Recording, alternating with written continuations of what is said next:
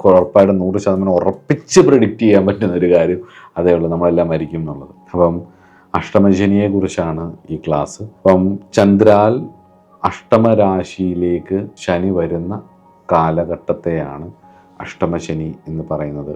ഇത് ചില സമയങ്ങളിൽ ലഗ്നാലും നോക്കും. നമ്മൾ ജാതകത്തിൽ ചില പ്രശ്നങ്ങൾ വരുന്ന സമയത്ത് ലഗ്നാലും 8-ലോട്ടാണോ ശനി വരുന്നത് എന്നതും നോക്കും. ഈ വർഷം ഇത് അഷ്ടമശനി ഉള്ളത് ചിങ്ങക്കാർക്കാണ്. ചിങ്ങക്കൂറുകാർക്കോ ചിങ്ങ ലഗ്നക്കാർക്കോ ആണ് കൂടുതലും വരുന്നത്. അതായത് 2025 മാർച്ച് 28 അല്ല 29 എങ്ങോട്ടാണ് പോകുന്നതെന്ന് ചോദിച്ചാൽ അഷ്ടമശനി വരുന്നത് ചിങ്ങം ലഗ്നത്തിലോ കൂറിലോ ജനിച്ചവർക്ക്, ചിങ്ങക്കൂറുകാർക്ക് മകം, പൂരം, ഉത്തരത്തിൻ്റെ ആദ്യ പാദം ചേരുന്ന ചിങ്ങക്കൂറുകാർക്ക് അഷ്ടമത്തിലെ ശനിയാണ്.